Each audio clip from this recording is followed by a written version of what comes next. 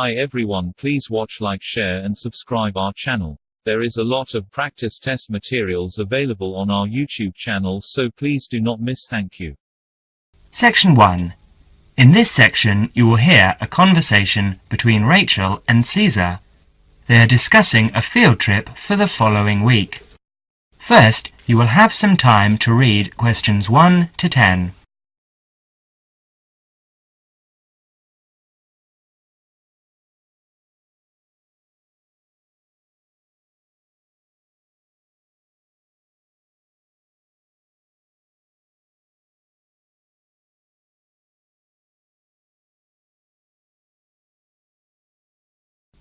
You will see that there is an example which has been done for you. On this occasion only, the conversation relating to this will be played first. Hi Caesar, how are you? Good, thanks Rachel. I'm fine. I was going to ring you tonight, so it's a good thing I've run into you. I wanted to remind you about the field trip, the 2-day field trip next week. Caesar wanted to remind Rachel about the field trip next week, so next week is provided in the space. Now we shall begin. You should answer questions as you listen because you will not hear the recording a second time. Now listen carefully and answer questions 1 to 7. Hi Caesar, how are you? Good, thanks Rachel. I'm fine. I was going to ring you tonight, so it's a good thing I've run into you. I wanted to remind you about the field trip, the 2-day field trip next week. What field trip? The geography field trip to the Warragamba Dam and the water treatment plant. It's a compulsory part of the first year environmental science course. Didn't you know about it? No, I must have missed that piece of information. This is news to me. But give me the details, please. Sure. Well, we have to meet outside the library next Monday at 7 in the morning, or you can meet us at 7:45 at the bus station in time to catch the coach, which departs at 8 o'clock. Oh, all right. And how long does it take to get to this place? Well, once we're on the coach, it will take about 2 hours. No, actually more like 2.5 hours at that time of day. And it could take as long as 3 hours to come back the next day because of the evening traffic. And what's the purpose of the trip? Didn't you get the course outline? You don't seem to know anything about this course. Well, remember, I only started at the university a month ago, so I joined the course 2 weeks late, and I've been trying to catch up ever since. Oh, of course. Well, we spend the first day visiting the dam. I believe we actually go inside the wall of the dam, which is really quite interesting, to see the dam functioning, you know, how much they regulate the water supply each day, depending on how much water is needed downstream in Sydney. Oh, okay. And, so if this is a 2-day trip, where are we staying? Not camping by the dam, I hope? No, not camping. They do actually have some overnight cabins near the dam for visiting groups, but we're spending the night in a youth hostel in a town nearby. That's all been arranged by the university. And what about meals? Should we take our own food along? No, you won't need to do that. The hostel provides 2 meals, breakfast and an evening meal, and we can find a cheap place to buy lunch. Great. So, is this the only dam that supplies water for Sydney? There are a couple of others too, but this is the main one. Well, with a population of over 4.5 million people, I suppose we do use thousands of litres each day. Absolutely. In fact, according to my notes here, they pump the water through something like 20,000 kilometres of pipes and canals and store the water in 262 service reservoirs. And each day we use enough water to fill 600 Olympic swimming pools. Now you will have another chance to look at questions 8 to 10.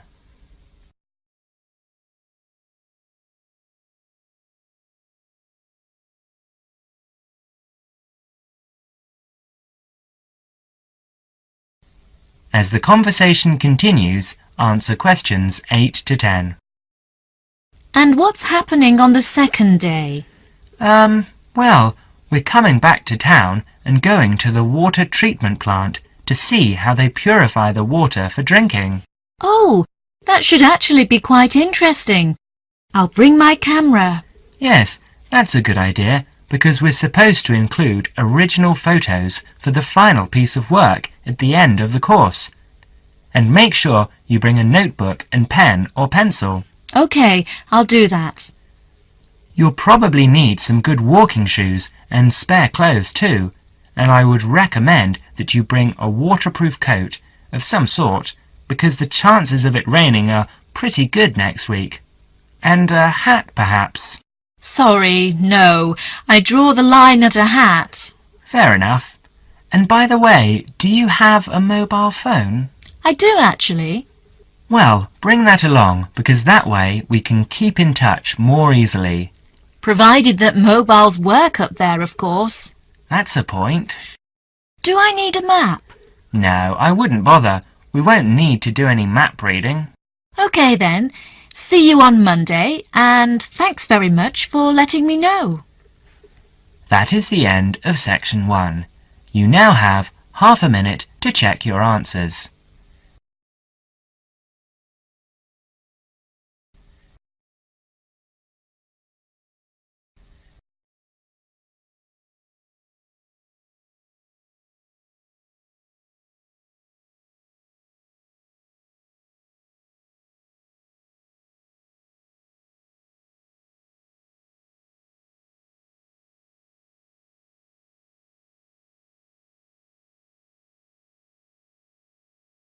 Now turn to section 2.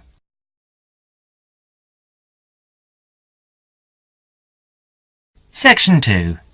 You will hear an extract from a radio program called Consumer's Choice, which gives advice to consumers on how to make complaints. First, you will have some time to look at questions 11 to 20.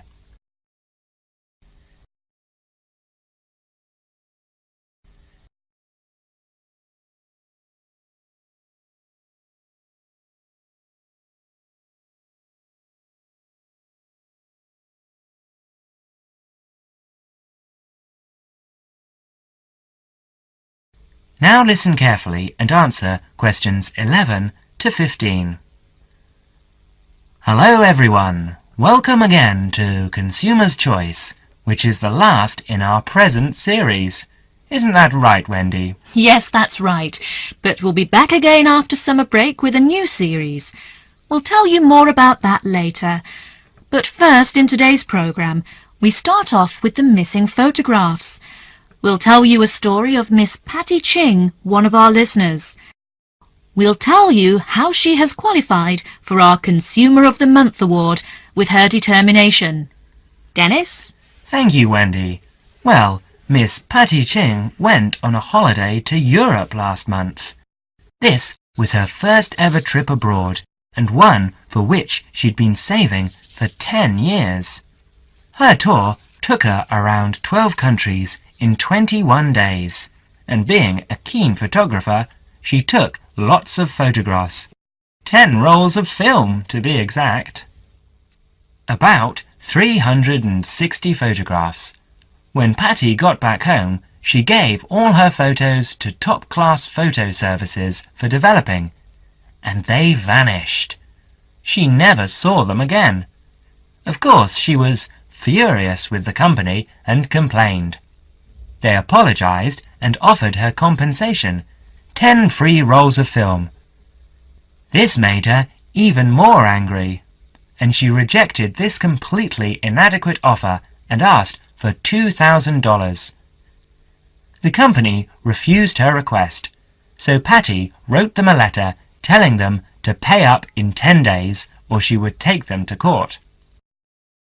She received no reply, so she did take them to court. But 2 days before the case was due to be heard, she received a check for $2,000. Top Class had obviously made their minds up on how the judge would decide. Patty's case provides a lesson to all of us. if we want our rights as consumers, we've got to fight for them. So for her determination and spirit, we name Patty our Consumer of the Month. Now you will have another chance to look at questions 16 to 20.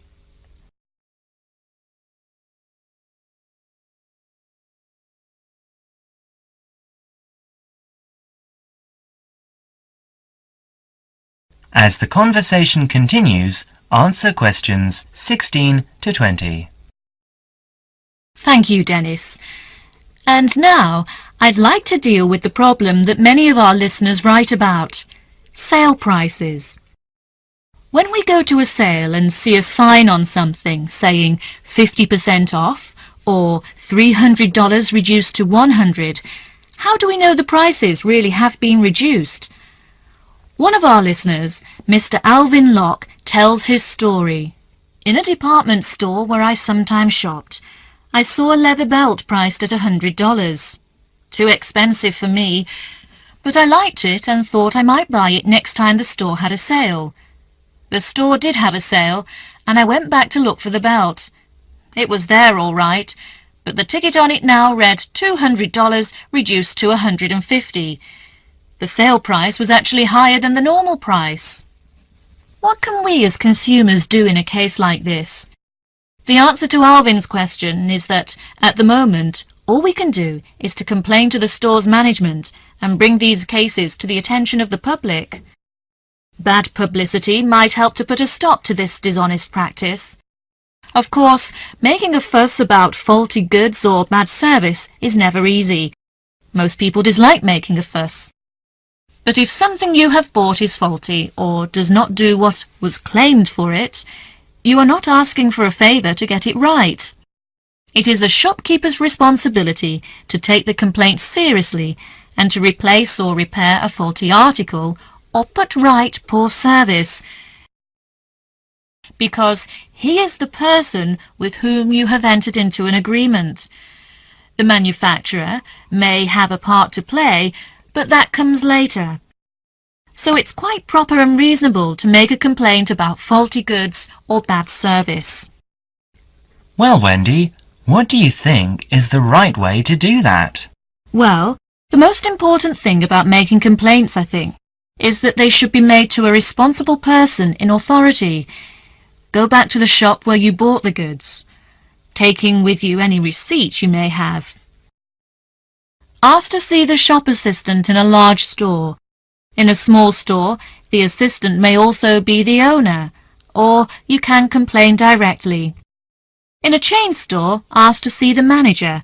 If you telephone, ask the name of the person who handles your inquiry, otherwise you may never find out who dealt with the complaint later. Even the bravest person finds it difficult to stand up in a group of people to complain. So, if you do not want to do it in person, write a letter. Stick to the facts and keep a copy of what you write.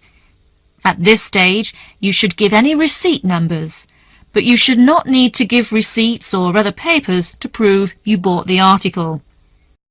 If you are not satisfied with the answer you get, or if you do not get a reply, write to the managing director of the firm, shop or organisation.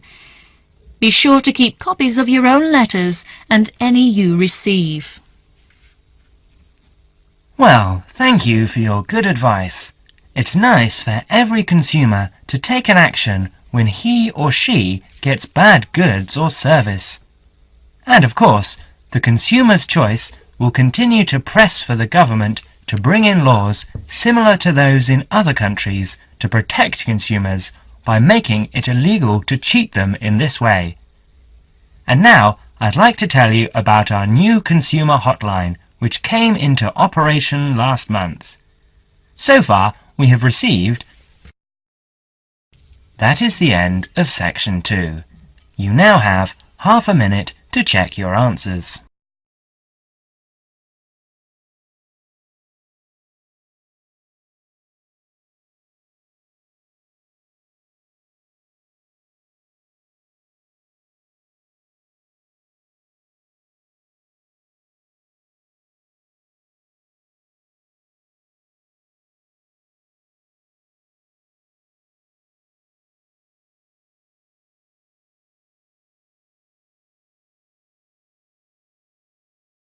Now turn to Section 3.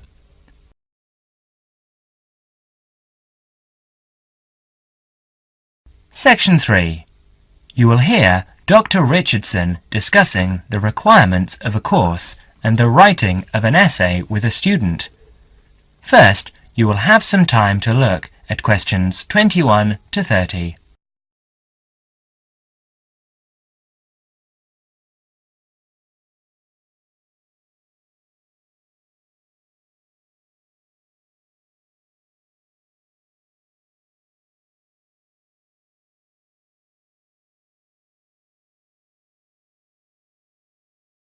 Now listen carefully and answer questions 21 to 28. Enter, please. Good afternoon, Dr. Richardson. Good afternoon. You're David Simons, is that right? Yes, I've got an appointment to talk about the course requirements with you. Fine. Now, why don't you take a seat over there and I'll just get some details from you. First, can I have your home address and your student number? That's 15 Market Avenue, Hornsby, and my student number is C97H85. OK. Now, I see here that you've already completed 18 credit points, but that you haven't done the Screen Studies course, which is normally a prerequisite for this course. Why is that, David? Oh, the course coordinator gave me an exemption because I've worked for a couple of years in the movie and television business, and they considered my practical experience fulfilled the same requirements. Fine. Shall we go over the course requirements first, and then you can bring up any queries or problems you might have? It might be most useful to start with a few dates. The final examination will be in the last week of June. That's the week of the 23rd. But the final date hasn't been set. It should be the 25th or the 20th, but you don't have to worry about that yet. Before that, as you can see in your study guide, there are 3 essay assignments and some set exercises. I'll deal with these first. These set exercises are concerned with defining concepts and key terms. They do have fixed answers, not in the wording, but in the content. To that extent, they're quite mechanical and provide an opportunity for you to do very well, as long as your answers are very specific and clear. Yes, I see there are about 20 terms here. How long should the answers be? You shouldn't exceed 250 words for each term. Right, that looks easy enough. And the third assignment seems fairly straightforward too. Just a journalistic type review of a recent development in television. It's not so different from what I've done in my work. Yes, it should be fairly easy for you, but don't exceed 1,000 words on that one. Essays 1 and 2 are the long ones. The first essay should be about 2,000 words, and the second 2,500 to 3,000, and the approach for both should be analytical. In the first one, your focus should be on TV and the audience, and you should primarily consider the theoretical issues, particularly in relation to trying to understand audience studies. In the second, I'll want you to focus on analysing television programmes. Should I concentrate on one particular type of programme for that? Not necessarily, but you must be careful not to overextend yourself here. A comparison between 2 programmes, or even between 2 channels is fine, or a focus on one type of programme such as a particular series works well here. So if I wanted to look at television news programmes, that would be okay? Yes, there would be no problem with that. In fact, it's quite a popular choice, and most students handle it very well. Good, I'll probably do that, because it's the area I want to work in later. Later, during the course, Dr. Richardson gives David some advice and warnings about his essay. You now have another chance to look at questions 29 to 30.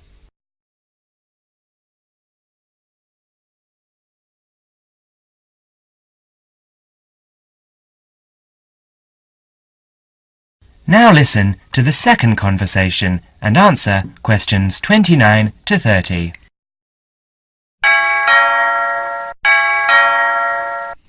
Come in and sit down, David. You wanted to talk to me about your second essay, is that right? Yes, Dr. Richardson. I just want your comments on what I'm planning to do. I'm doing the essay on the differences between TV news programmes at different hours of the day. How many time slots are you planning to consider? Well, I think I'd look at all of them. That'd be 5 slots. The breakfast news, the mid-morning news and the midday news. That's 3. Then there's the 6 o'clock news, then the 10 o'clock and midnight programmes. So that's 6, not 5. That's rather a lot. And you'd have a lot of different audiences to consider. Why don't you just do 2, say the mid-morning and then 6 o'clock? That should give you 2 fairly contrasting approaches with 2 main audience compositions. Oh, just 2 then? Yes, I think that'd be much better. Now, how many actual programmes do you plan to work with? I suppose you think analysing a whole week of news programmes would be too many. Well, that depends on how much of each programme. If you concentrate on one particular type of news item, say the sports news or local items, it might be all right. Yes, I can see that would be a good idea. I won't make a decision now before I collect a sample of programmes over a whole week. I'll look at them and see what items appear throughout the week. Yes, that's a sound approach. Now, we're getting close to the deadline. Can you finish it in time? Yes, I think so. I've completed the reading and I know what my basic approach is, so it's really just a matter of pulling it all together now. Fine, David. I'll look forward to reading it. That is the end of section 3. You now have half a minute to check your answers.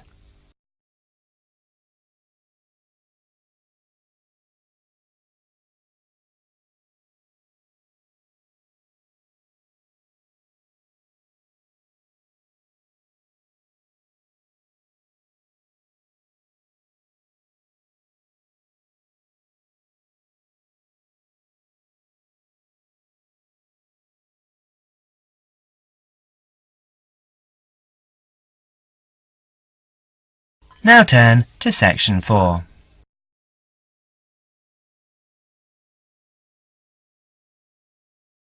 Section 4. You will hear an extract from a student's presentation about computer viruses. First, you will have some time to look at questions 31 to 40.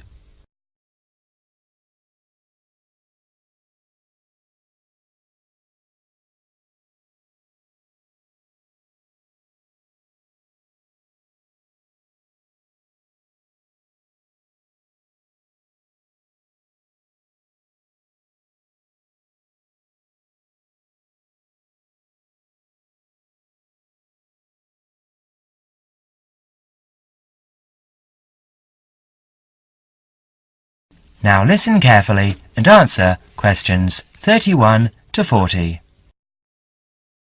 Well, good afternoon. Last week we were looking at the positive effects that computers have had on our society. This week we'll talk about one of the negatives, computer viruses. In today's session, John Upton will be sharing some of the findings of his research project. So, over to you, John. Thanks. Mr. Yardley asked me to talk to you about the project I did from last term. Actually, it's really very rewarding to do this research project about computer viruses. Okay, so what is a computer virus? Well, it is a software program that has been designed, tested and released by a human programmer with the single intention of corrupting and destroying useful programs. Put in simple terms, it's a way of causing lots of trouble for ordinary people just to be a nuisance. It's known as a virus because, although it's not a biological organism, it functions in a similar way, in that it seeks out a host, that is, a body in which to live and multiply, your computer, with the end result of destroying that host. Let's go back 50 years. In 1949, in the early days of computer technology, John van Neumann presented the first model of a computer virus program in his paper Theory and Organization of Complicated Automata. Soon after this paper was published, we find reference to a game known as Core Wars.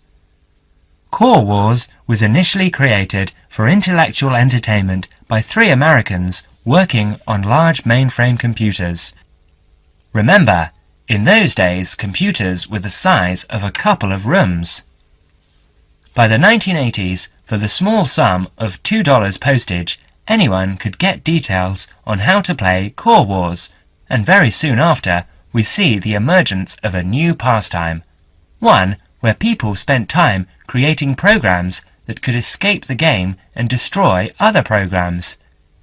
In this way, the first computer viruses were born. Like their biological counterparts, computer viruses are picked up through casual habits. Virus programs are often intentionally placed within useful programs in the public domain, or they're included in software which is not official. That is, software you might have acquired on the black market, which, of course, you don't do.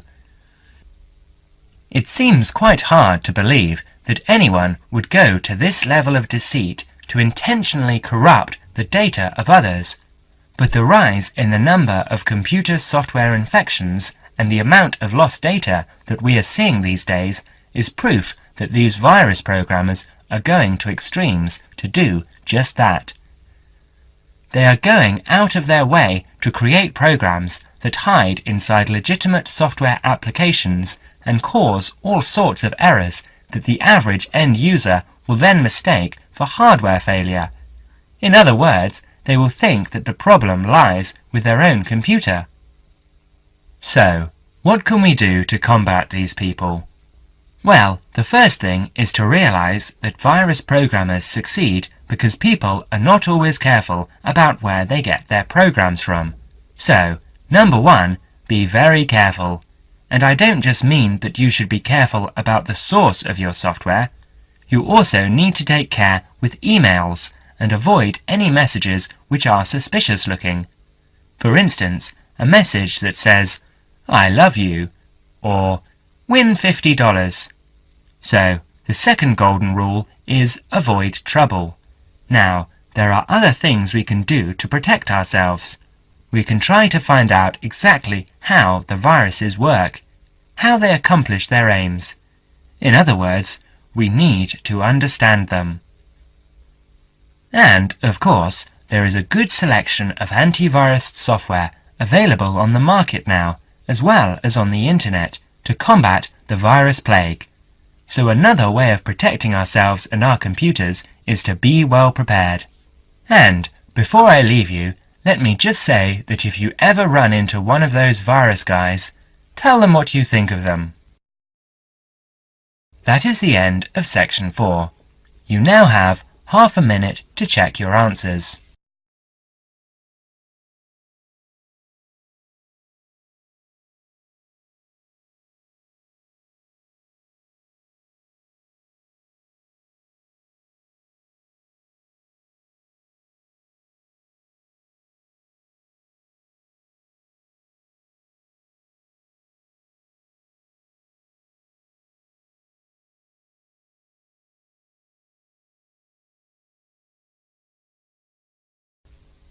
That is the end of listening test.